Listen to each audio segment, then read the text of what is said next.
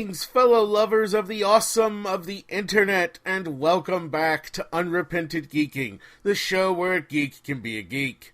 As always, I am your host, Shaun Cronenfeld. And joining me today is, of course, once again, frequent friend of the show.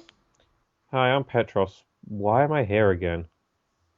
Because you have a problem, Petros, and we're here to help you deal with it. And the first step is admitting you have a problem. I can quit anytime I want. Can you? Can you really, Petros? I can't quit you, Shaun. I know. I can't quit you either. And as we inspire probably one fanfic, I don't know, shipping us together, I've never actually had fanfic written about me as far as I know, and I'm not really sure how I'd feel about that if I did. I can only imagine how surreal it must be, because I know that some of the people on Channel Awesome, I've looked in horror at, the Todd in the Shadow fan fiction, and all I can think of is, how surreal, because at least when you're writing fan fiction about fictional characters being played by actors, you're writing about the fictional characters. But, somebody like Todd, who's playing... I've read one piece of fan fiction about my life as a video game specifically. Right, but I mean, but at least even there, you're still playing a character. Todd is somebody like Todd or the Nostalgia Critic, they're playing characters too, but they're playing characters who are at least more... loosely based on themselves. Right, then I think... I mean, yeah, have you met Todd, per se? I think we've met once briefly. Yeah, I've met him a couple of times. It's like he's the most chilled out guy ever, and I've seen some of that fiction, and it's like, oh god, it's hilarious. But anyways, we're not here to talk about bad Channel Awesome fanfiction, although there's probably enough of that out there. We could easily start a new show. Ooh, idea! But that's for later. Did Lindsay do that? No, we're here to talk about trailers. A couple of trailers, in fact. Well, maybe three. Speaking of bad fanfiction, and we're going to start out things with what I think is let's say the safer trailer. Let's start with the appetizer. Let's ease into this before we unleash the anger and the rage. Although the anger and the rage is not going to, I think, be directed in the way you expect it to, my dear audience. I'll just leave it at that. Let's talk about the Civil War trailer 2 that just came out a couple days ago as of this recording. This was the big one. This was the one that at the very end gave us Spider-Man. And if you think that's a spoiler, we need to have a conversation about that, because shut up! Not everything is a spoiler, assholes. How can you have a spoiler for a trailer? A trailer is literally a collection of spoilers. Yeah, that's the point of a trailer. Now, yes, I don't think a trailer should show the entire movie. Hello, Batman v Superman. But just because... Okay, we all know Spider-Man was going to be in this movie. That's not a surprise, all right? That's been announced. That's been huge news for years now. Literally, for years now. We've known Spider-Man... All right, maybe a year. The point is, certainly for quite a significant period of time, we've known Spider-Man was going to be in this. And the idea that they shouldn't show Spider-Man at all until the movie itself, I'm like, why? Look, this is my feeling on spoilers in general. If your movie / book / TV series, whatever, cannot survive a plot point being spoiled, then it's not very good. Yeah, that's true. That's true. The Sixth Sense was all about the big surprise, but you know what? You go back and you rewatch The Sixth Sense, and while it's got its flaws, it still holds up as a pretty damn good movie. If anything, the reveal makes a second viewing richer, because you can see they didn't cheat. They played fair. And yes, I am complimenting a Shyamalan movie because real life is complicated and because people are complicated, because it's not always simple. Shyamalan made some good movies back in the day. Sixth Sense was unquestionably one of them. My point is, spoiler culture and trailer culture and all that, we're going to be talking about that in more depth in the next bit discussion, but I don't think Marvel blew it. I know I criticized Warner Brothers for revealing Doomsday, but that's because, okay, Spider-Man is at best a supporting player in the upcoming Civil War, and more likely, he's going to have a relatively small role. If he has more than 10 minutes of screen time, I'll be surprised. And he's been a known element. Doomsday was a big surprise, a rumored thing, and is essentially being positioned, it seems, as the final boss, as it were, for the film. revealing him, actually showing him in full on. Like, if you hint at Doomsday, that's fine. Like, you show glowing eyes or you show something shadowy. It's like, go look at the Cloverfield trailer. That's a great example, which happens to be in my mind of, because, the new Cloverfield movie that isn't really a sequel at all. But that original Cloverfield trailer was great. It made it clear shit was going down. It made you wonder what was going on, and it drove everybody crazy with rumors. Do you remember all the crazy talk that went around Cloverfield? And they didn't actually show the monster until the movie. That's the difference. Doomsday's like that. Spider-Man isn't. Overall, I'm just going to say, before I let Petros talk a bit, I really like the trailer, and I love the look of the outfit. All right, your thoughts on the recent Civil War trailer, Petros? Okay, so yeah, I mean, this is a much better trailer than the first one they did. The first trailer they did was, suffice to say, it was a bit like lackluster, honestly, and it didn't really get Cap's point of view across very well. If anything, this was Cap's trailer, the other one was Tony's trailer, in many ways, and I think it's interesting because I'm on Team Iron Man in this movie, and that kind of shows how this movie can be much better than the comic, because there is no one in their right mind who would have been on Team Iron Man in the Civil War comic. He's a dick in the comic, whereas here he seems to be trying to make a rational argument, trying to bring his friend in, and then his friend basically, from his perspective, betrays him.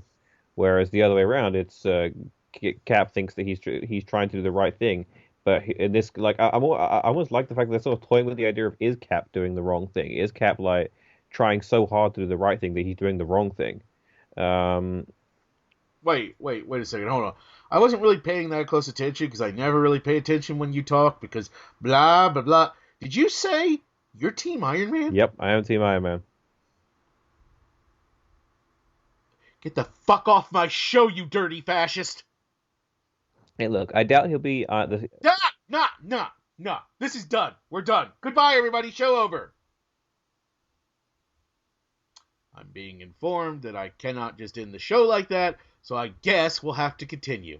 So please keep speaking, Petros, you dirty bastard. So, with this trailer, we got more of a sense of where Cap's head is at properly, because before that, in the first trailer, it was very much... It seemed a lot more like pro Iron Man, and this trailer seems a lot more pro Cap. Cap is... And I like the idea that, unlike the comic, which was ironically not trying to be, but ended up being very black and white of who was right and who was wrong. This one is a much grayer area in that, And yet, you know what I really like about this trailer? And once again, I think that's a lot of it is going to be down to the fact that RDJ, Robert Downey Jr. it's like he's just gonna kill it in the performance and make Stark so much more convincing. It's interesting you say all that, because actually one of the things I really appreciate about this trailer and the trailers for Civil War in general is how little we actually really know about the story and the plot. I mean, we know generalities. We have a rough idea, but we really don't know that much. Unlike, again, Batman v Superman, where I feel like I could probably at this point write a pretty convincing... if I sat down right now and wrote a full-page plot synopsis of the film from start to finish, I suspect I could get at least 50 to 60% right. You know what I mean? Even stuff they haven't really covered in the trailer. I could probably more or less lay out what happens in Act 1, Act 2, and Act 3 with a fairly good degree of accuracy, you know? Yeah, I agree on that, totally. I can't do that with Civil War. And there's all sorts of little... I'm willing to bet that scene, I have a suspicion, that scene in the trailer where Black Widow tells Tony, when he's got a cast on his arm, she's not the one who needs to watch her back. I bet that's from the end of the film. I bet that's from whenever, because, there's all sorts of rumors about how this is all going to play out, but I'm willing to bet, because you don't see Tony running around with a cast at any other point in the movie. And I wonder, who knows? But I love that. The point of a trailer is to get you excited for the movie, to show you some cool stuff, but to show you it out of context in a way that gets you excited. So I know that some people are like, well, they should have saved the Ant-Man on the Arrow bit, and they should have saved the Spidey bit for the movie itself. But the thing is, though by themselves, they're really cool bits. I don't argue. But they're going to be even cooler, hopefully. And I have every reason to believe this way, because the Russos nailed Winter Soldier, and what we've seen in these trailers it looks like they're going to continue it. In context, they're going to be even better.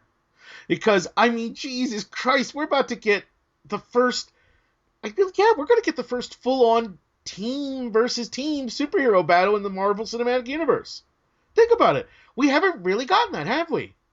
No, we haven't. I mean, like, I mean, we it's interesting that Civil War and Batman vs Superman are coming out at the same time, and I don't know if that was planned or if it was just very much coincidental. I think in this time, a unlike a little lot bit of of column times, A, I, a little bit of column B. yeah, I think it's more on the side of coincidental because it like Batman v Superman, like Civil War was something that they were obviously building up to for a number of years, and Batman v Superman, like it's a pretty easy sell. Let's be real.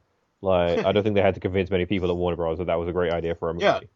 movie. Before all this, you would, if you'd said Batman versus Superman, most people would probably go, "How do you mess that up?" And then I would say, "Go read Development Hell."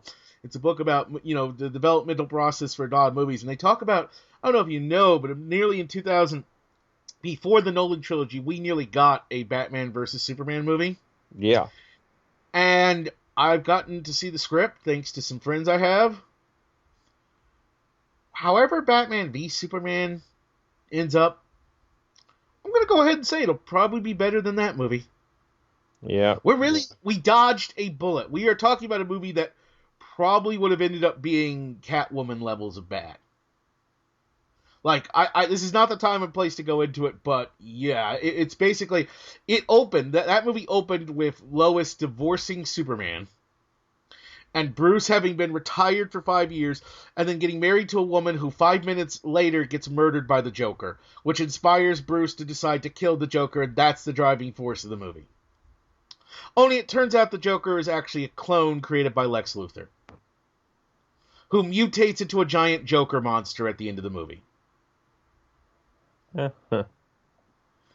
Dodged a bullet. I think I heard about that once before. It's that kind of reminds me of like the J.J. Abrams Superman script a little bit as well, the flyby one. I read that. That was pretty awful too. Anyways, Yeah. back to Civil War. So I don't know. I couldn't write a similar synopsis about Civil War. I have ideas. I have theories, but there's they've managed to cobble together a bunch of trailers. They've shown a lot of things, but they haven't shown the context for them, and that's what I think a good trailer does.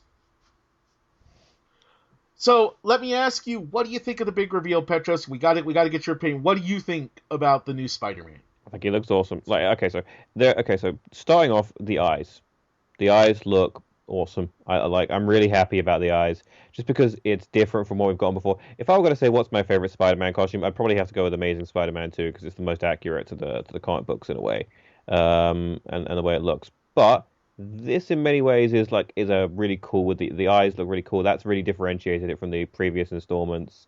It's really made it look a lot more sort of like this. Like I've got what I find hilarious. We've got so many people complaining about. We've got quite a few people complaining about the eyes. Like a few days ago, I'd heard nothing but until yesterday afternoon, I'd heard nothing but great things about Spider-Man and everything.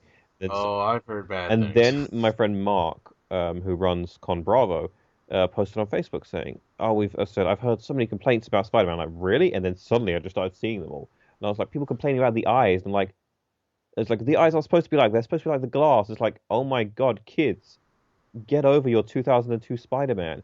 He's gone. Yeah, it's amazing. They've managed to come up with the eyes that lets him actually. The biggest problem with masked superheroes always is that they can't emote through the mask. Which I thought Deadpool did fantastic with, honestly. Right. That's why you constantly have it's partially because yes, studios don't want to cover up the faces, and they paid all these monies for the actors, but there is also something to the argument that if they're wearing an actual real mask unaided by CGI, they can't emote in the same way. By giving him those eyes, they give this Spider-Man the ability to emote. And I love that. And also to the people who are saying the costume looks too fakey CGI, we're going to talk about this about Ghostbusters too, but you guys are fucking morons. I don't apologize for saying that. Do you not understand the way this shit works? I want you to do me a favor, assholes. Because, yeah, I am a bit angry and bitter at the moment. Yeah, I am. And it's going to come out in the rest of this show, and tough shit. I want you to go watch the first theatrical trailer for Civil War. Particularly, I want you to watch the scene, which is, we see in this trailer as well, where the two teams are running at each other. And if you look, they already look dramatically different from one another. That's because the special effects ain't done yet. Because that's the way movies work today, and that's the way movies have worked this way for a long time. Movies are often still working on the special effects in some cases, although this is usually not a good thing, but in some cases, days before the movie comes out. Because they can. Because we live in a digital world now where we no longer necessarily have to send out physical cans of, printed on film to show movies. So now we have a lot more options with how long people can work on it. And oftentimes, so it is too soon to complain about the effects, how the suit looks. And also, you've only seen it for 10 seconds. You cannot accurately judge how CGI it looks. I'm gonna, and believe me, I'm gonna be railing on this more when we get to Ghostbusters. But what you can talk about is the design, and I think it's a fine design for the costume. I think all I can say is here's the thing is I've heard so many complaints about the design, and all I can think is what's your problem? Like people keep saying I don't get people's problem. I've just heard sounds basically, and I'm like, what's your problem with it exactly? It's a Spider-Man costume. It's exactly. like everyone I've heard one complaint saying it looks no different than other costumes. Yeah, it's a fucking Spider-Man costume. What are you expecting? We've literally seen 5 Spider-Man films in the last 15 years. Not even 15 years. In the last 14 years. I think when was the last one? 2 years ago. Yeah. So in 12 years we got 5 Spider-Man movies. Of course we know what Spider-Man looks like. Why was anyone surprised? And it's recognizable. Look, if he had come out wearing, I don't know, a puke green outfit with orange highlights and no eyes on the mask, then you could complain he didn't look like Spider-Man. That outfit is recognizable as Spider-Man. Yeah, that for me, that's the Spider-Man outfit. I don't know how much my one biggest complaint about all the Spider-Man movies in general prior to this one was that the costumes kind of look like they were constructed by super well, like in the original Spider-Man movie, Peter Parker goes from his wrestling costume to this high-tech, well-made costume that is clearly made by Hollywood costumers. And it's how the hell did Peter Parker, who can barely afford his rent, make this? It made no sense to me. And then they kind of did the same thing again in Amazing Spider-Man. And then coming to this one, it's this looks like a perfectly rational costume. Not to mention he has Iron Man's help on this. Were people expecting him to show up in literally in pajamas or something? Or in the Iron Spider? If he'd shown up in the Iron Spider, the majority of the audience, because here's something that nerds often really forget is when we're watching trailers and shit like that, we often forget it's that we're not the only people watching these, that we are maybe 10% of the audience at most, and we always forget this fact. But we just have the loudest voices, especially on the internet, because that's where we flourish. But we would with their screen. I've actually heard complaints about Iron Spider, about it not being Iron Spider. I'm like, do you think a single person in that audience who is not familiar with the comic book, because the Iron Spider, if I'm not mistaken, was only in that comic book, was only in Civil War, and no, actually, to be fair, it was introduced because of Civil War.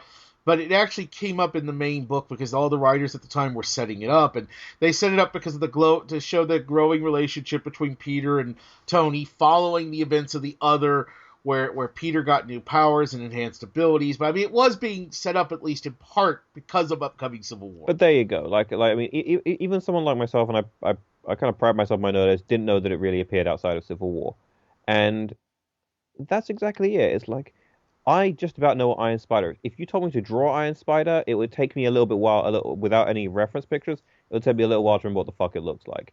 So if we got Iron Spider in that trailer or something like that, the majority of us were like, who the fuck is that? Is that a new Avenger? Yeah. Look, I get it if it's not your perfect design, but at the end of the day, does it look like Spider-Man? Is it recognizable as Spider-Man? Then that's all that they have to do. Beyond that, it comes down to personal opinion. I'm not going to tell you to like something you don't like, but I'm sorry. So many people complaining about his voice as well, is what I found hilarious. He said one line! He literally said 2 words. Hey, everybody. He literally had 4 syllables, and people are complaining about his voice. I loved the way they use him as both. Not only does he show up as he's the post-credit for the trailer, which is amusing in and of itself, but he's there, what is he doing? He's there as a joke. He's there to be, he's a punctuation. That's a perfect introduction for Spider-Man. So, yeah, I like the trailer. I like what we're seeing. I'm very excited for Civil War. I'm fairly certain this is going to be, a great capper to what has been, I guess, a trilogy with the sorry, with the Avengers and with all that. And I know people are saying, well, is the movie going to be overstuffed? And that might be a legitimate worry, but that's the great thing about the Marvel movies. They've spent all these other movies setting this up. So even if a lot of the characters in this don't get a bunch of screen time, they don't need it. We don't need to give Hawkeye a ton of screen time in Civil War. We've established Hawkeye as a character. We've just had Ant-Man in an entire movie. I suspect it's going to work better than some people are worried about, because most of the characters are going to be supporting players. And based on this trailer, they are keeping the focus very firmly on Tony versus Steve, with some other characters along the ride, including, of course, Bucky and Natasha. And man, it's going to hurt. Her being on Team Iron is going to hurt, Regardless of what side you're on, after the way they've developed, especially in Winter Soldier, the way they developed the relationship between Steve and Natasha, seeing them on opposite sides is going to hurt. And I hope it does. That's the way it should. It's going to, so I'm excited for this. I'm curious to see where we go. And I love the swirling rumors. Is Steve going to die? Because there's no fucking way Chris Evans doesn't play a major role in Avengers War Infinity Part 2.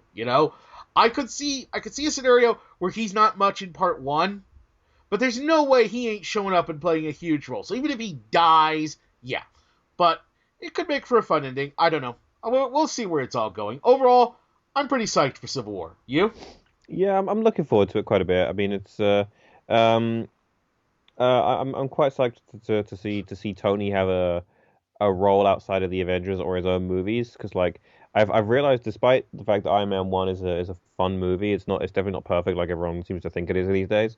Tony has really done best when he's bouncing off other characters, and I still really like Iron Man 3. I don't care what anybody says. I hate the reveal, but otherwise the movie is entertaining enough. I love the reveal because I love the reveal, like as in like as a punchline, but I hate what it does to the movie. Well, the problem with the reveal isn't the reveal itself. The problem is that then what it gives us is a bad guy is generic evil businessman number 2000. Yeah, number 3, literally in a row. Yeah. Well, that was the problem. The problem wasn't the reveal. The problem is who stood behind the reveal. They needed somebody more interesting, more engaging. They needed somebody different than the usual cliche. Like, but I love the reveal. Like, I gotta be honest, it maybe should have happened the other way around. Because if you're gonna drop like an actor like that as like such a great, I think it's like you cannot tell me Ben Kingsley is not having the time of his life once the reveal happens. Oh yeah, absolutely. And I gotta be honest, like Ben Kingsley as an actor, like part of the reason that movie was so hyped wasn't just because of the Avengers. It was because that trailer was really, really good. I based the first My Life as a Video Game trailer on that trailer, because like it was just so good, and like it had this great villain.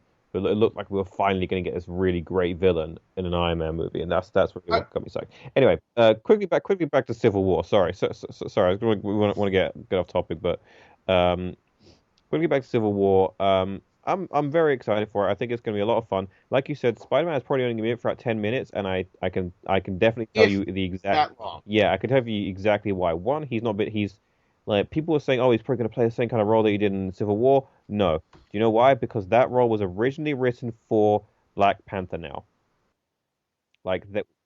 before, Spider-Man was very much an afterthought of this movie because he kind of got thrown in at the last minute. Well, actually, according to the film, according to the Russos, when they worked on the script, they were told to write a version without Spider-Man, so that if Spider-Man, they couldn't work out the deal that Spider-Man could be taken out and replaced with somebody else, or just not had his role written out completely. According to them, they said fuck it and didn't do that. I call bullshit on that, honestly. Well, yeah, I call bullshit on that. Well, if you take them at your word, I mean, I'm speaking just from experience as a writer. Is that when someone commissions you to do a piece, it's much easier to insert a character than it is to take a character out of a script. Well, I think that's what they're saying. They didn't write the script in a way that they could take Spider-Man out, and they were saying if the deal had fallen through, we would have been in huge trouble. Because they were saying we couldn't write a script where he was just, there was no point in putting him in if he was going to be that disposable. We had to give him something important to do. So I think he'll get his moment. I think he'll be somebody important. Like, I could see him, along with maybe Rhodes, getting the shit beat out of him and suddenly revealing he's a 15-year-old kid and suddenly kept Tony, I could see that being the moment even more than War Machine.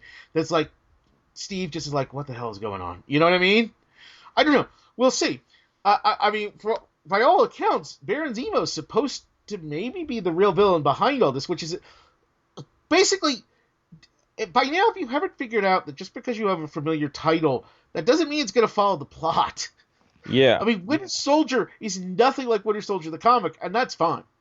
That's perfectly fine. Yeah, I mean, it's great because although it doesn't revolve around the Winter Soldier or have anything to do with the Winter Soldier comic, it has the character, and the use of the character plays perfectly into the plot of the movie. So it does make sense as the title of the movie, The Winter Soldier, because he's the key Right. to everything in this. He's the catalyst. Yeah, yeah. I think Civil War is going to be a great movie. Um, like I'm hoping we've all been wrong about Batman versus Superman, but I think Civil War is going to be the much better movie. I so want to be wrong about Batman v Superman. I so want every single fear and worry I have about this I'll put it this way. movie. The only thing that has gotten me back slightly on board was seeing Batman beat the shit out of everyone in that last trailer. I mean, I suspect Batman's going to be great in this movie because Zack Snyder's natural proclivities lean him towards Batman. I suspect if Zack Snyder had been brought on board to do, Night of Dark, I don't know. He already did Dark Knight, but you know what I'm saying. If he'd been brought on to do the reboot of Batman, we would be hailing it as a terrific Batman movie. The problem is he was brought on to do Superman, and he fucked that up pretty badly. But regardless, look, I've made my peace with the fact that Batman v Superman may end up being like 2.5 hours of just navel-gazing and self-indulgent bullshit, and if we can come out of it with a Wonder Woman who's as awesome and as amazing as the character should be, Ioannou. That is enough. If that's a Jewish theory. It comes from Passover. It's a whole thing about saying thank you. That would be enough because the whole idea is in Judaism we recite during the Seder when we thanks for getting brought out of Egypt. If you had only just freed us from Egypt, Ioannou, that would have been enough. So if we could get a badass Wonder Woman. More than anything, I'm terrified about Gal Gadot because I've still seen nothing in her career that leads me to believe she can carry Wonder Woman, and she's got a whole fucking movie built around her. And I will say there's one thing about Zack Snyder, and there's one thing I'll give him props with. He's never been bad at casting people, particularly. He's always been pretty good with the casting. I want to eat all sorts of crow about her, and I need to because if she falls apart, this whole thing is done. And by this whole thing, I mean the DC Cinematic Universe. Because they're building a whole movie around her. And I know Suicide Squad looks like it's going to be a lot of fun.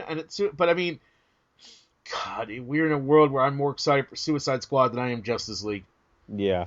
And I mean, it's... okay, it's kind of funny is like looking at the Marvel movies.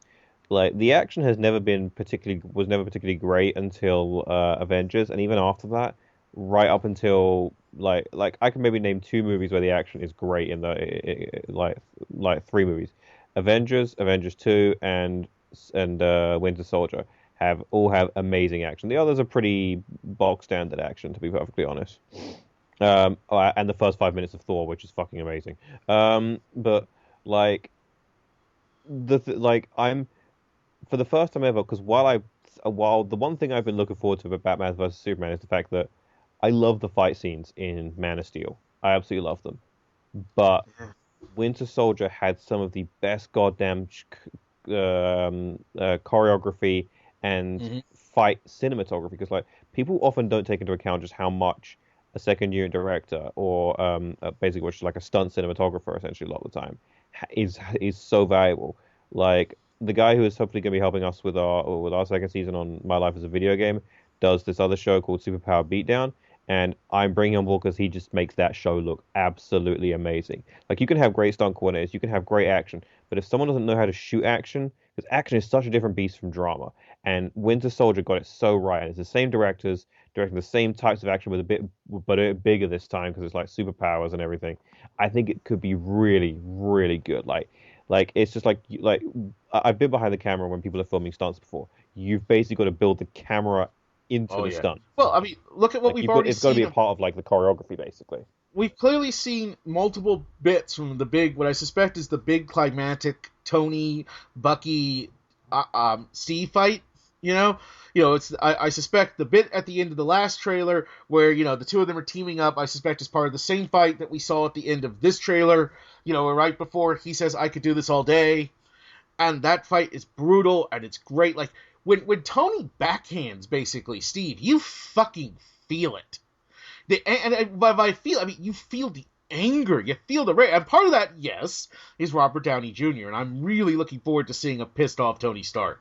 Because we haven't really gotten that much of a truly angry, just enraged Tony. If you think about it. Here's one thing that I think is really great about this. What I think has been really done really well about this movie is like, unlike its like comic book that it's being adapted from, Tony seems to have a legitimate reason. Because there are times while Cap and I probably have more common like sort of like morality in a way. He can be really smug and like self-righteous about it. Like even in Winter Soldier, language. Like, not like like do you remember Winter Soldier? He likes it. Shield, all of it's got to go. It's like he's got such a good versus bad. There's no gray in the middle, sort of like morality that it can be so fucking. And like he's so righteous and like it works perfectly for a character called Captain America in a way. And I say that with little irony as a British guy, but or rather with so much irony as a British guy. We can kick you out anytime. I'm actually back in London right now. But we can keep you there. The point is, and that's a fate worse than death. Really, I have free. I have free healthcare, and For how much longer? Yeah, that's a good point. No politics. We're done. Yeah, no politics. Yeah, all right. But yeah, I'm really looking forward because like Tony. Like, I bet in this movie he gets more and more pissed off with Cap, who is just not seeming to like listen to reason. Like, I could see this movie having to a certain extent. This movie has to a certain extent is making Cap to be to a certain extent the bad guy in a way. Like, I don't know. I'm not going to say that. I'm not going to say he's the villain or the antagonist, but it's like he's not necessarily doing the right thing. Well, of course you think that. You're Team Tony. But all right. We do have to move on, so I think we're both really excited for Civil War, and we're going to keep our fingers crossed for Batman v Superman. Please don't suck. Please don't suck. Please. Because literally, I hate hating movies.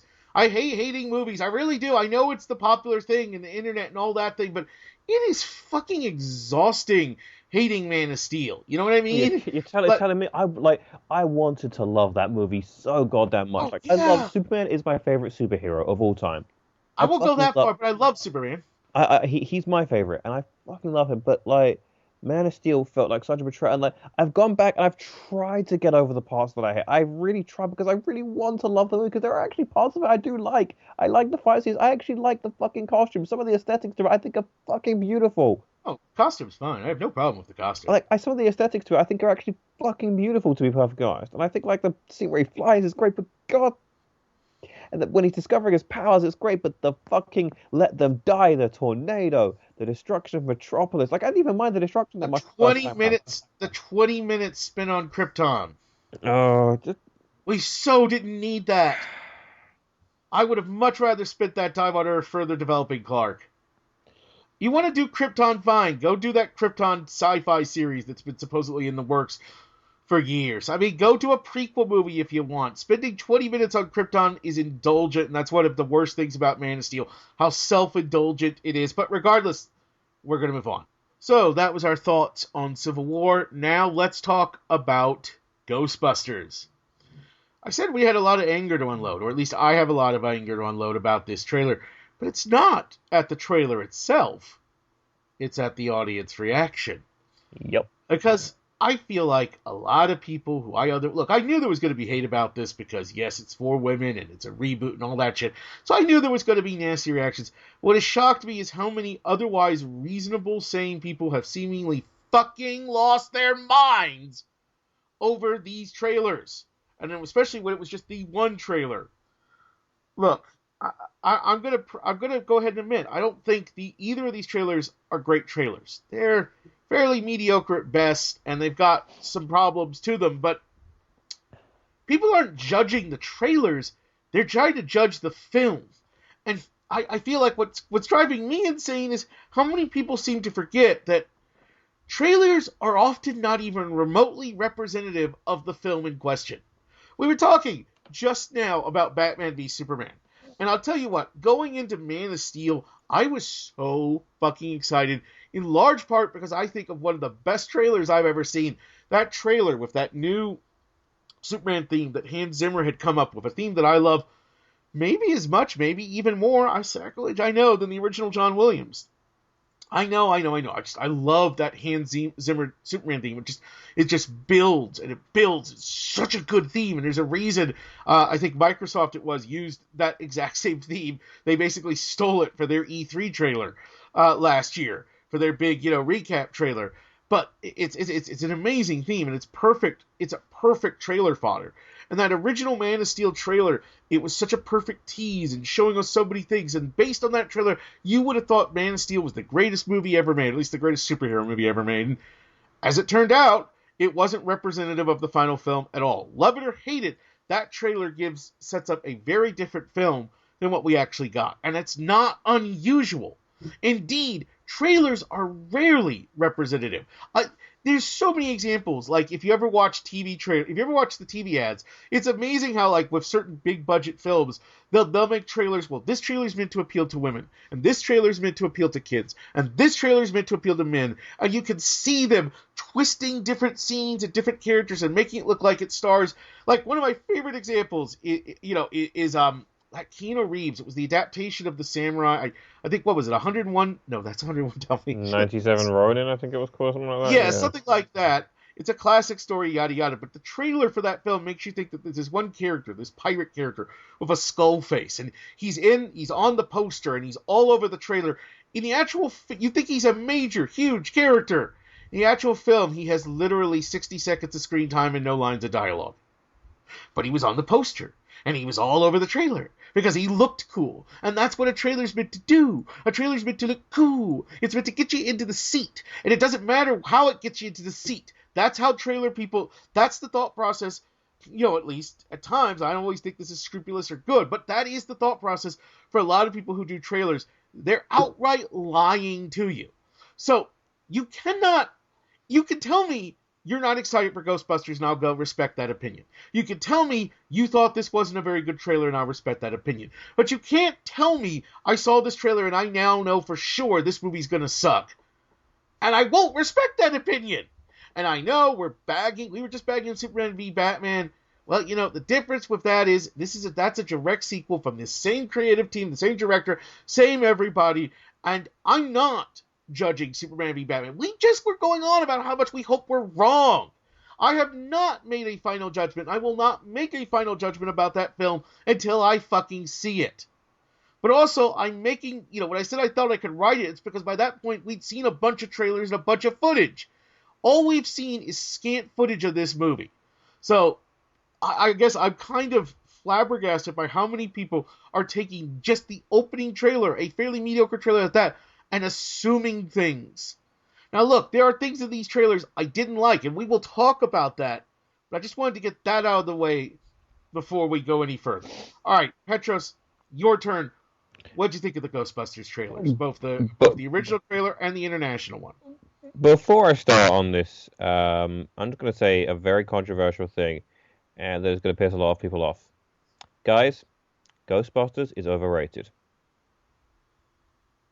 It is a great movie, but it is not the second fucking coming of Christ. Like, so many people have reacted to it. And I gotta guarantee you, not nearly this many people gave nearly this much of a shit about Ghostbusters until this movie was coming out.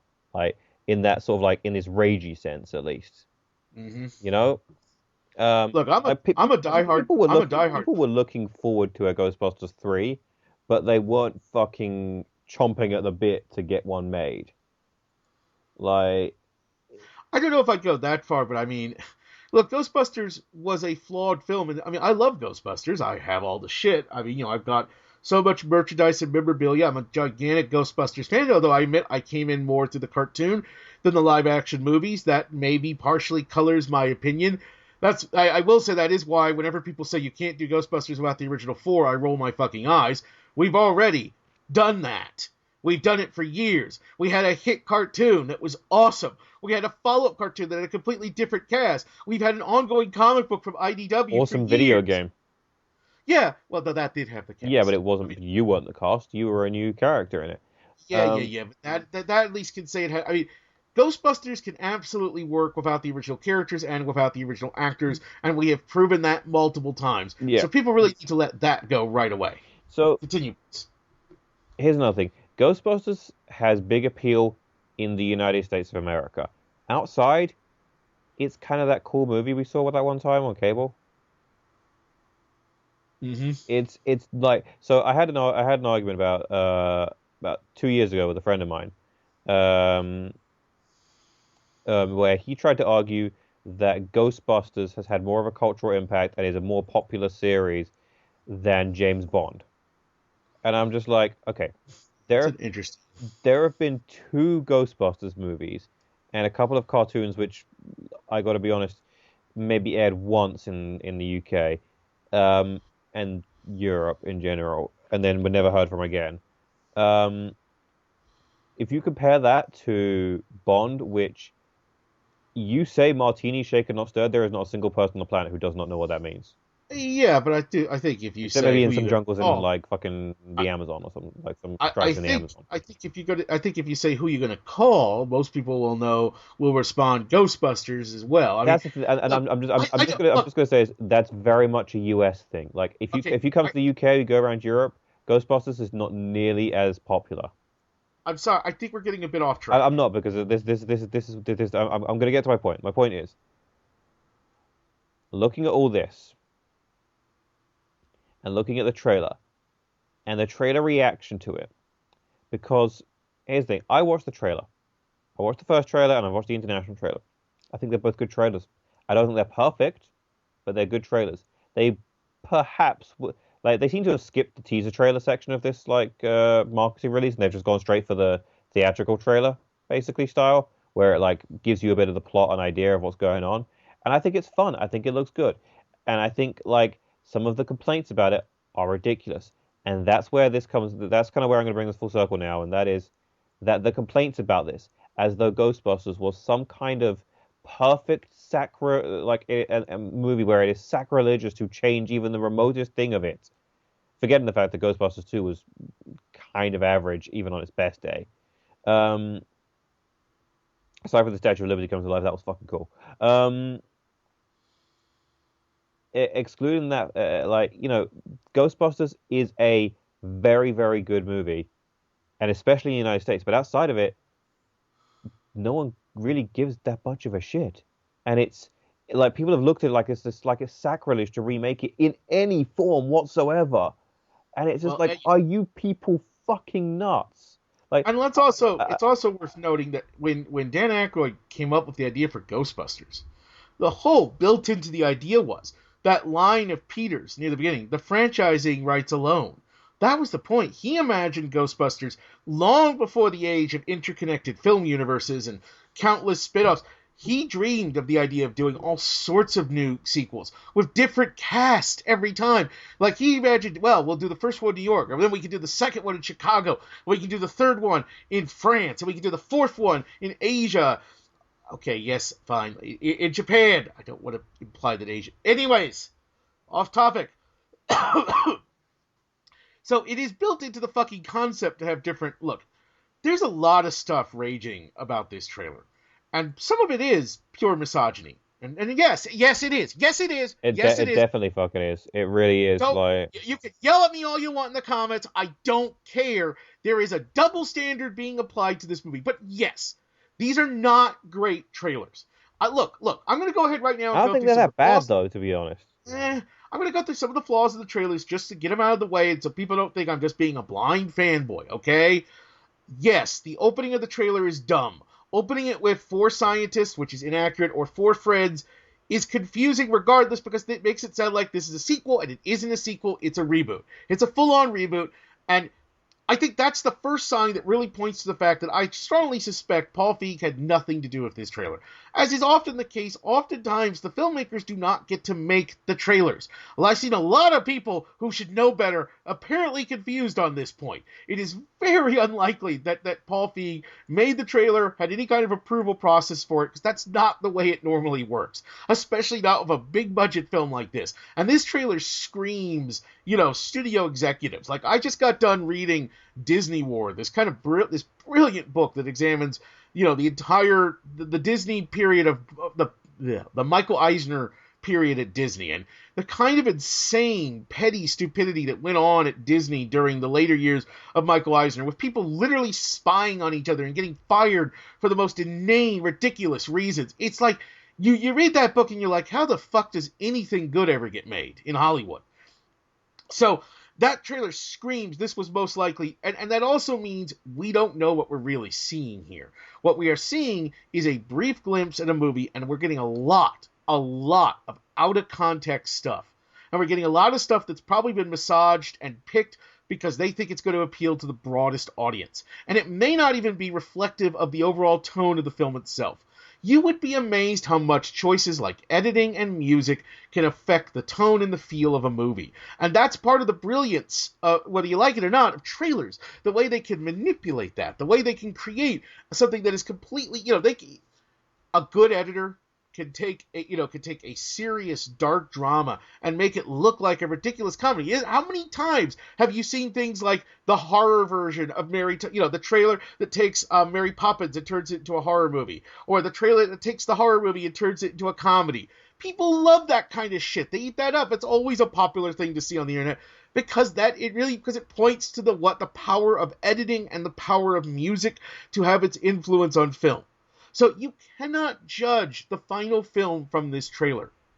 Now, there are other aspects of the trailer I don't like. I don't like in the international... I hate in the international trailer the bit where Leslie Jones jumps off the stage and nobody catches her.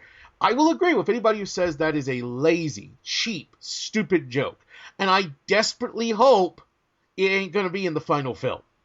And it's quite possible it won't. That screams to me as the kind of bit that was put in because a studio executive insisted on it. And so now they've got the footage of it and they put it in the trailer because they're trying to be as broad as possible. Because again, these trailers are meant, and also it makes sense for what you were saying that the international trailer goes even broader than the main trailer because because if what you're saying is accurate, and I'm not saying it isn't, I don't know firsthand, you understand. But if what you're saying is accurate, then they're not trying to appeal to nostalgia in the same way.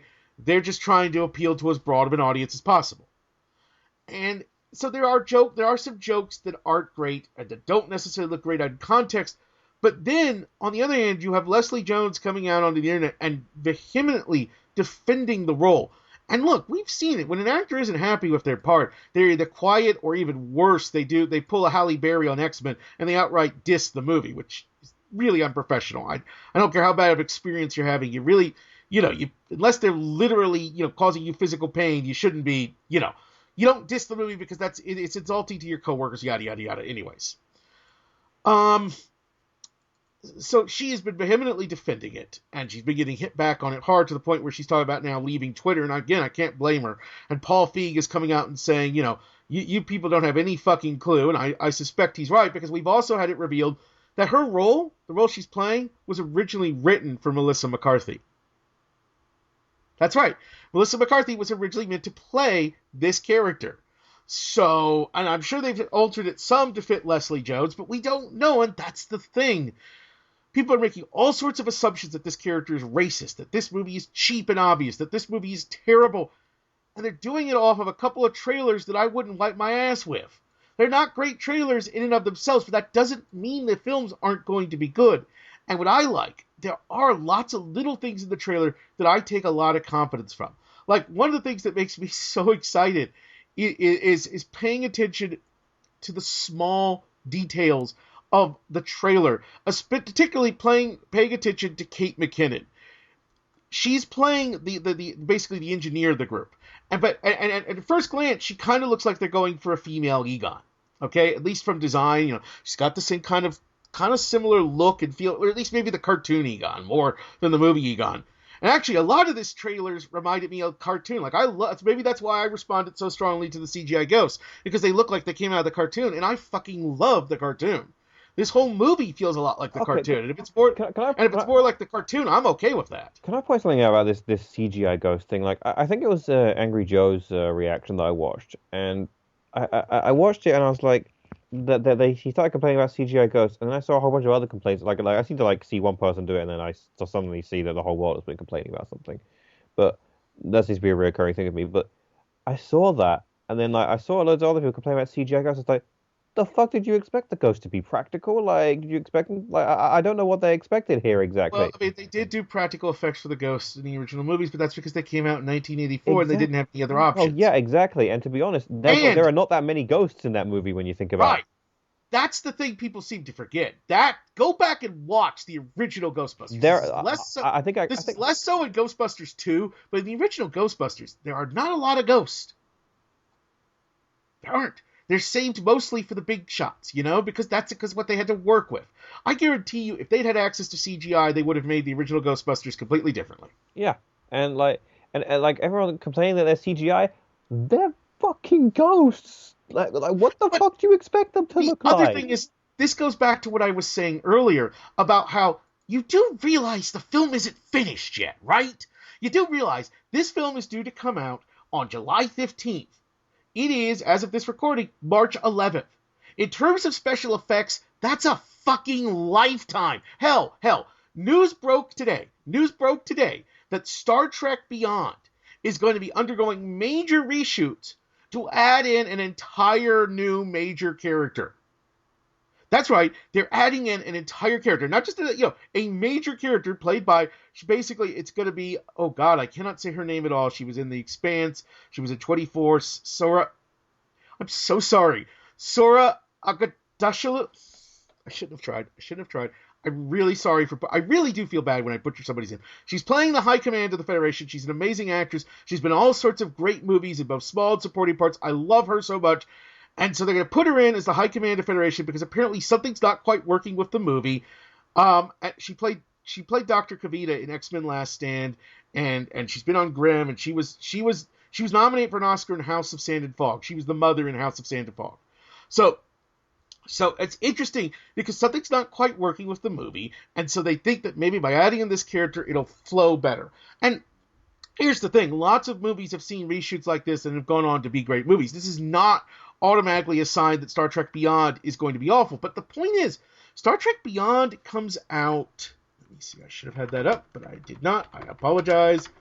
Star Trek Beyond comes out July 22nd. So the week after Ghostbusters. And they're making enough reshoots to add in an entire new character and subplot. So what I'm saying is, again, it's too soon to be judging the effects. As I pointed out, go watch the first Civil War trailer.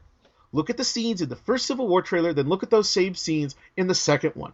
There is so much work that is done on these movies. Like, Up until the last minute. People have absolutely like zero fucking concept right. of this stuff in the first place. Because I mean, I've had people comment on my videos saying, "Oh, that looked fake." It's like you realize that effect was completely practical and real, and then vice versa saying, "Oh, and so many people I really loved your practical effect." I'm like, that wasn't practical. That was CGI. Oh yeah. When people complain about CGI, they have no idea what they're talking about, for one thing, because every movie has CGI up the wazoo these days, because most of the time you don't notice it because it's for simple things like altering the time of day or adding in buildings or all sorts of background stuff that you don't know. What's it? The video that Freddie Wong narrated on the Rocket Jump Film School YouTube channel. Why CGI sucks, but except it doesn't. Fantastic example of that. I want to be clear. I'm not saying I think people have to like this movie, okay? I'm not saying I'm guaranteeing the movie's going to be good. I have no idea. The movie may end up being terrible. It could happen. There's no reason to think that's not possible. I like Paul Feig as a director. I like the writer attached to this. I love the actresses. I've enjoyed, for the most part, Feig's movies. And by the way, Feig does have a record, also has a history of his movies getting bad trailers. Like, if you judge Spy off of the trailers, it looks like total shit. Oh god, there is no way in hell I was going to see that movie. I mean, I honestly still haven't seen it, even though I know that now from many people who I respect their opinion that it's a great movie. It's a great movie. It's not the greatest movie ever. It's got some flaws in it. I would say the same thing about Bridesmaids, but that's fine. Overall, though, it was a highly enjoyable experience, and it was a lot more smart. It was a lot more smart. It was a lot smarter and cleverer than you would have thought from those trailers, because those trailers were going for the broadest audience possible, and there are jokes in those trailers that are not in the final movie. And that's why I'm getting angry. I'm getting angry because, yes, I'm a huge Ghostbusters fan, and I want this movie to be awesome. And when people tell me it's going to be awful, it annoys me because you don't fucking know yet. And you're making these prejudgments, and I know the trailer... These trailers aren't necessarily... I don't want to come off as condescending, but these trailers are not necessarily meant for you. We already talked about it earlier. They're not meant for me. They're not meant for you. If you're watching this show, you're probably a hardcore geek. These shows are meant to draw in the people who have probably had no fucking idea this movie even existed. Quickly, let's think about the Star Wars trailer for a second. The Star Wars trailer, I remember watching it with watching it myself and watching with a couple of other geeky friends. We thought it was fucking amazing. It's so awesome. It looks so great. Showed it to a couple of average Joe guys. It wasn't until I think the third trailer came out that everyone thought that was a really great trailer, and I can't wait for this movie. Mm-hmm. But for the most part, they were kind of like, that's kind of cool. Look, kind of cool. Geeks rule the world now, and so it's easy to forget, and we are so much more out of the closet now, as it were, than we used to.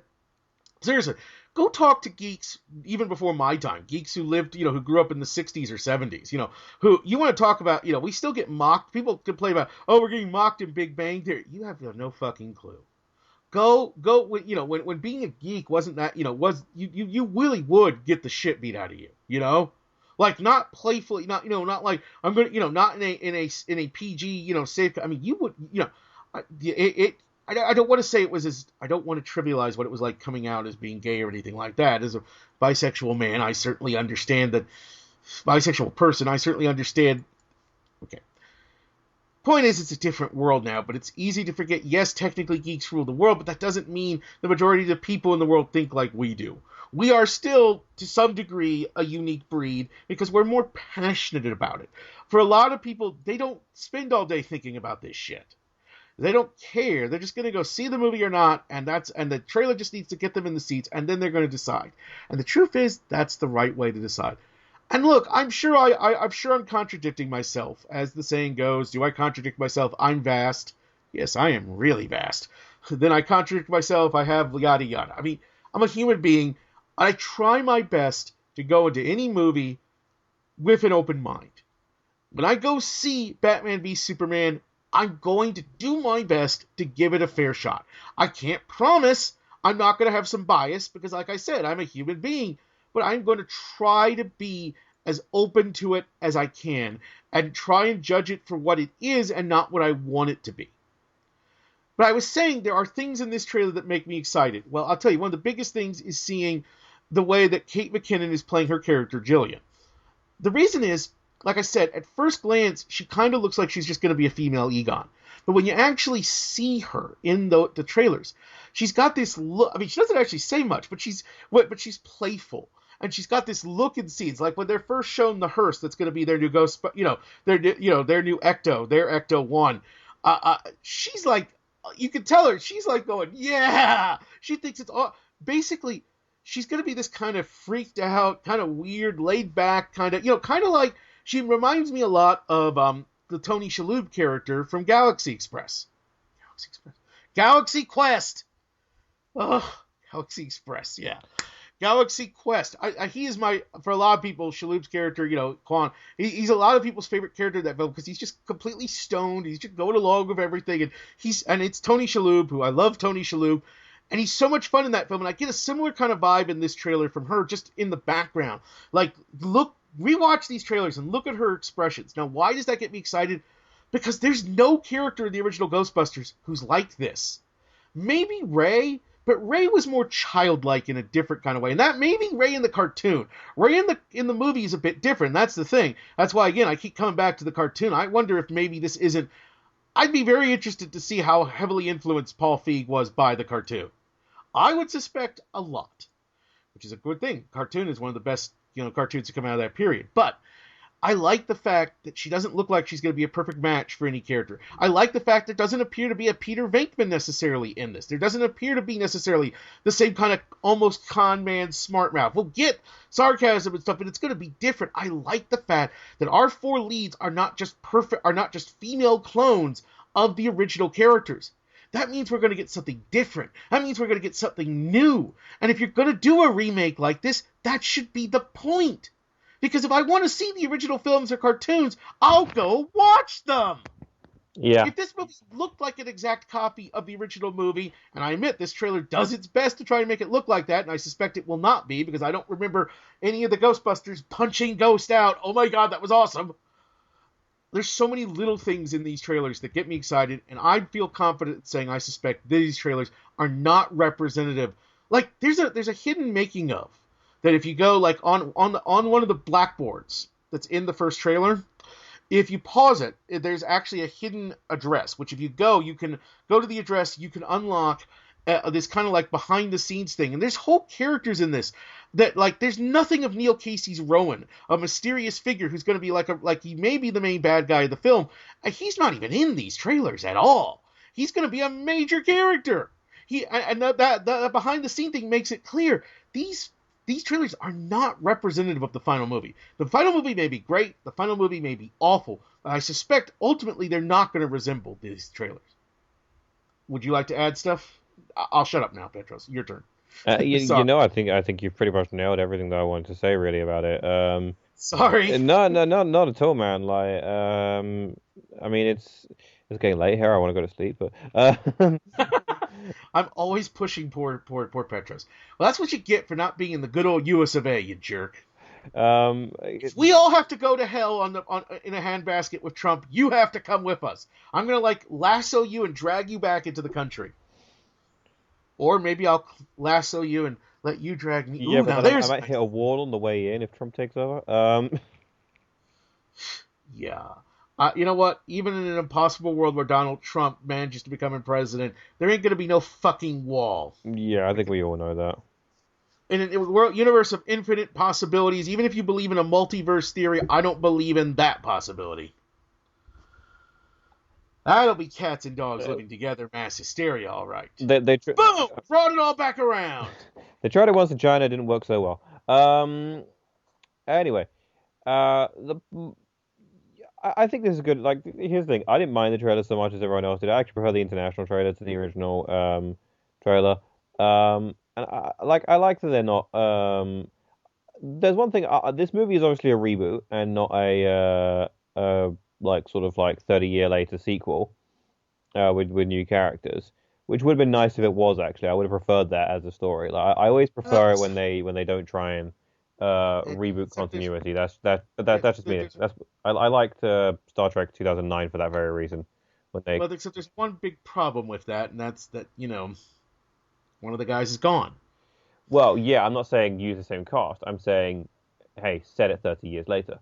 Well, the original cast, at least all the surviving cast, Bill Murray, Dan Aykroyd, Sigourney Weaver, Ernie Hudson, and Potts are all having cameos in this, along with randomly Ozzy Osbourne. One of these things is not like the others. One of these things doesn't belong. Ozzy Osbourne appearing in something that involves ghosts and creepy supernatural things. I think he belongs. Is he still alive? Maybe he's going to be an actual ghost. Interesting. This whole thing's been pretty interesting with Ghostbusters. I mean, like, the fan reaction to it has just been the weirdest thing. Like, it was very much to be expected. I mean, there's been a sexist reaction to it, and obvious, like a ridiculous double standard that's What got me was the racist claims, and clearly I wasn't the only one because the actress herself has been flabbergasted by it, and I mean, I understand what they're saying, but your judge, I mean, like, one thing that doesn't come across is Leslie Jones' character is a historian in this. She's somebody who gives walking tours. So she's not, and part of what she's going to bring to the team is helping them with the history of New York. And I immediately hear that and I think, That's awesome. That's a really neat idea. Having a historian be a Ghostbuster, because that actually would bring something valuable to the team. And it makes sense that somebody, the other characters, they're scientists, sure, I mean, but already you know, she clearly has already a bit more of a development than Ernie Hudson's character did. yeah. I mean, we've all heard the stories about Ernie Hudson's character and how he was supposed to have a lot more development. It's supposed to start as a Ghostbuster, be an ex-Air Force pilot, and things like that. There's supposed to be a lot more to him. But in the end, he was the black dude, basically. Was Worse than that. And I hate to say this, from a plot point of view, you could remove Ernie Hudson from both films, and it would change essentially nothing. Yeah, He doesn't. we'd lose a He couple. doesn't. We'd lose a great actor with a great performance, but I'm not saying the every single films in terms of quality wouldn't lose something. I'm just saying in terms of the plot. yeah, like he is literally inconsequential to the plot. You could literally give every single one of his lines to somebody else, and it wouldn't matter. He is definitively the token black guy in that movie, in those movies, basically. And it's only because he's such a good actor that he managed to make the character into something memorable at all. But yeah, Yeah, I like the fact that the idea that we're going to make her a more vital character would already make her better in some ways than Winston. yeah. Look, I'm a white And guy. and, and I think that just What's says it all. The reason I called him Ernie Hudson's character is because I couldn't fucking remember his name. Well, like I said, I was a fan of the cartoon, and in the cartoon, Winston was a lot more vital. Although even then, he wasn't. That's a discussion for another day. But I mean, look, I'm a white guy, so I can only talk so much about this. But I would say that before you accuse a film of being racist, maybe you want to actually fucking see it. Just a thought. Yeah, exactly. I mean, like, I don't know. I feel like the internet rage machine, especially when it comes to Ghostbusters, has gone really, really fucking out of control. I was happy with the trailer. I'm happy with both trailers. I think this is going to be a fun movie. I think it could be great, but I just think that I think that, and this just comes down to what I've been like. I'm going to bring this whole thing around from like what everything I've been saying today. That is, nerds. We are not the center of the fucking universe.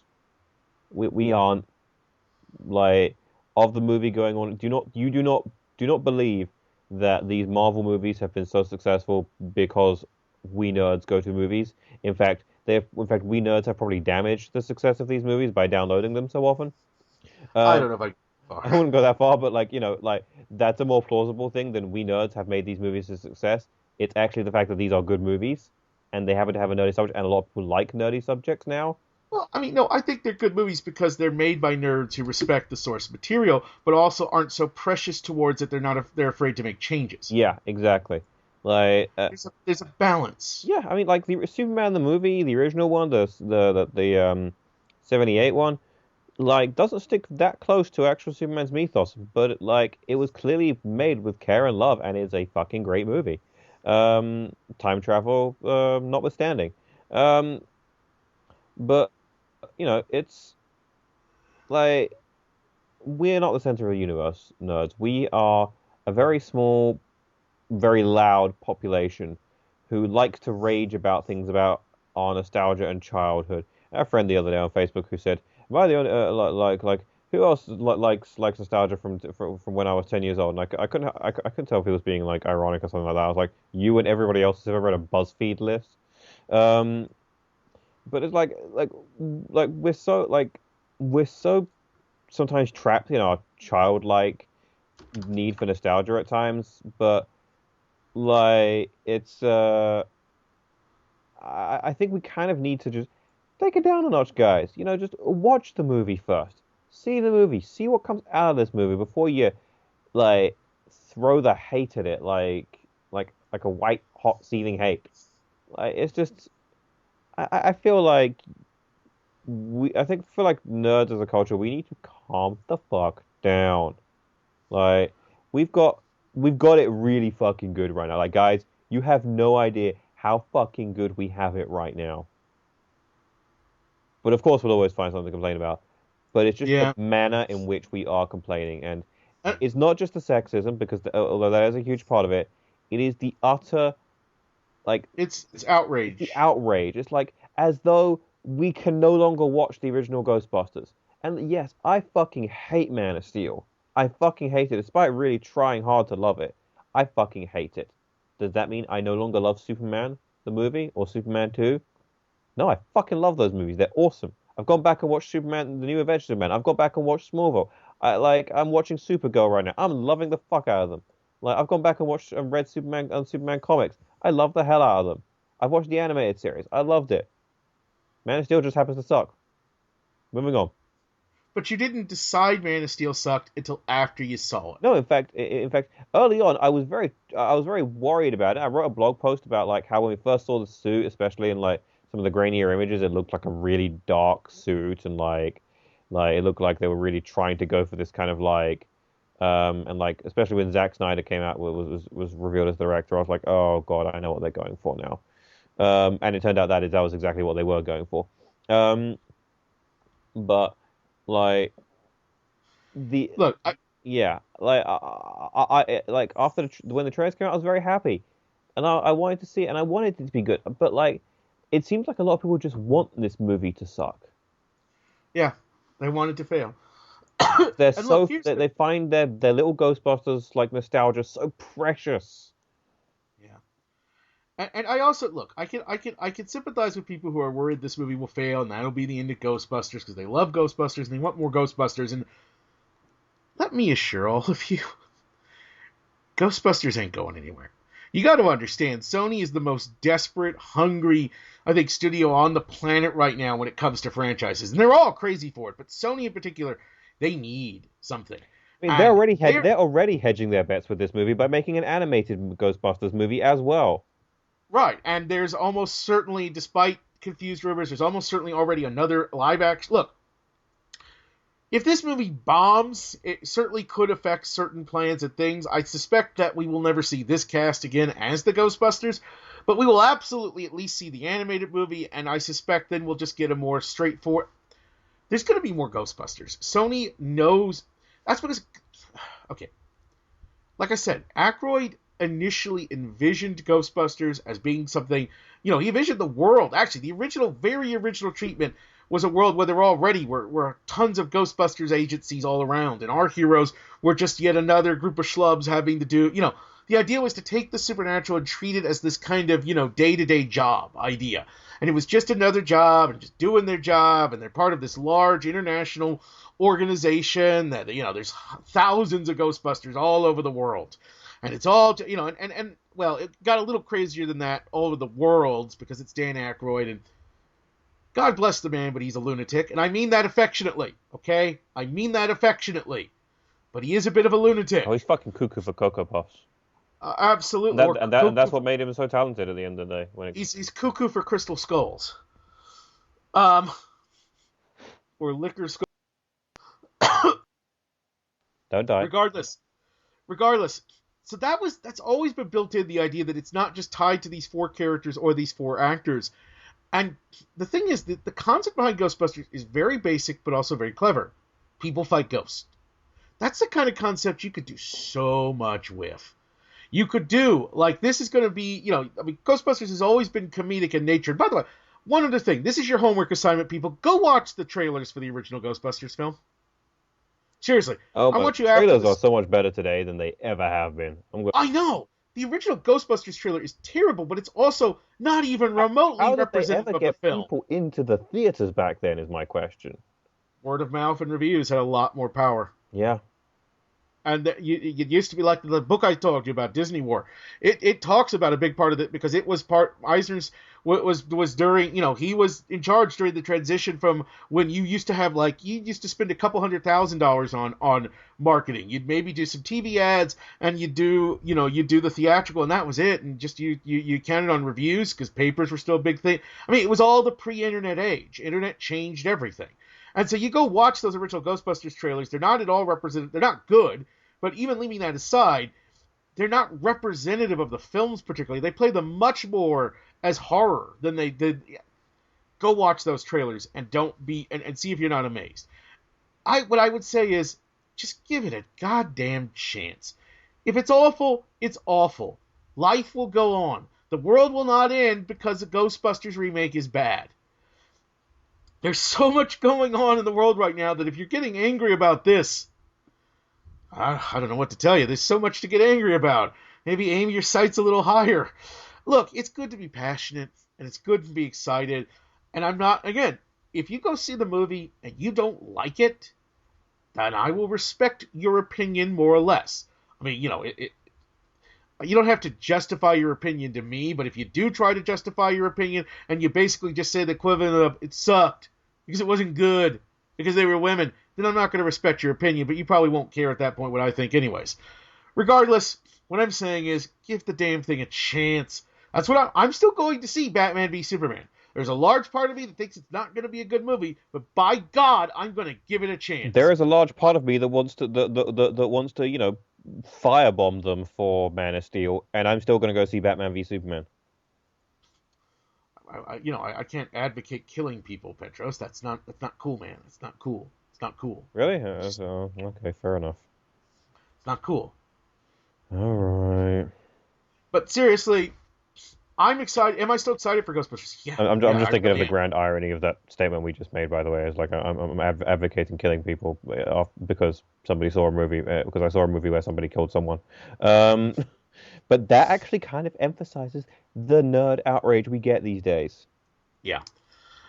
What I'm saying is I am personally excited for it. I like all the little tweaks to the packs and to the technology. I like that they're showing us really build the stuff in a way that they, Feig is talking about how he really wanted to dig into how they built the tech in a way that's going to be fun and exciting, in a way that the original movies didn't. They kind of glossed over that. And that's fine. I do love the original Ghostbusters film, but I do agree with Petros. It is not perfect. You do realize, go buy the DVD set. Like, there was originally much more of a subplot, for example, between, Egon and Janine. And they actually did develop a full-on romance. And there's huge swaths of the film that got cut out that wasn't saved. Like, this film got major editing before it was released. And there were lots of takes, because there were huge amounts of improving on the set. Because this wasn't necessarily, they had a basic concept and they improved a lot of things. And you have to understand, this was talented people coming together and kind of succeeding despite themselves. Because if you actually look into the making of Ghostbusters, there was every reason to believe this movie was going to be a piece of crap that was going to completely fall apart. And it could have, but then talented people took it and they edited it and they took what was strong performances and they took they made it work. And that, I suspect, is what will happen with this one. I still remain excited. I still remain confident. And I say, at least wait until you see the movie before you decide the movie itself is bad. You think the trailer's bad? Fair enough. I'm probably indifferent to the trailers. I don't hate them. I don't love them. There are bits in them I don't like, but I can't be sure those bits are going to be in the final movie because, like I said, I know how trailers work. All right, that's going to do it. Petros, I want to thank you for joining me on the show, and I want you to tell people where they can go see your stuff. Hey, so you can follow me on Twitter, which is at Petros of Sparta, and you can check out my stuff at mylifeasavideogame.com. So that's my series. It's about a guy who gets sucked into real life video games. There's explosions in it. And we're actually planning season 2. We're going to be launching a crowdfunding campaign for that in probably May, I think, or the end of April. I haven't decided the exact date yet. Yeah, the original, first season was great. If you haven't ever checked out My Life as a Video Game, you're missing out on a really fun, well-made web series. And definitely people get ready to support that in May. I'll be probably one of the first in line to give my cash to it. Absolutely. And meanwhile, if you want to see more from me, you can head on over to unrepentantgeeking.com. You can see all my videos, all my shows. You can also see my Twitter account there. Get all the good stuff. You can also find me at Channel Awesome, of course. And if you'd like to throw a few bucks my way, you can head on over to patreon.com/unrepentantgeeking, where, help me keep the lights on, please. I don't got much in the way of Patreon support at this point, and it's a good thing I got a job right now, because otherwise I'd be in a bad situation. Yeah, let's just leave it at that. So any money you can help throw my way would be greatly appreciated. And if you can't do that, please at least, comment on this, retweet it, spread the word about this. If you're watching this via iTunes, please like and review. That really does help spread the word. It's valuable to the kind of attention this show gets on iTunes. It draws more eyes to it, and that is always a good thing. So then until next time, I think the next episode's probably going to come at the end of the month. I may do like a quick ramblings next week, but I'm in the next couple weeks. But I'm hoping the last week of March, the week of the 27th, I'm hoping to get up the big Blistered Reviews episode where I'll be taking a look at a bunch of anime and animation-inspired games, including Digimon, Gravity Falls, Naruto. And even though technically I'm cheating, I don't care. There has been anime made about this, so it counts. Fire Emblems, all that's going to be a big episode of Blister Reviews. I'm hoping to get that up by the end of the month, so please look forward to that. Until next time, for Channel Awesome and Unrepentant Geeking, I'm Shaun Cronenfeld, wishing you all long days and pleasant nights.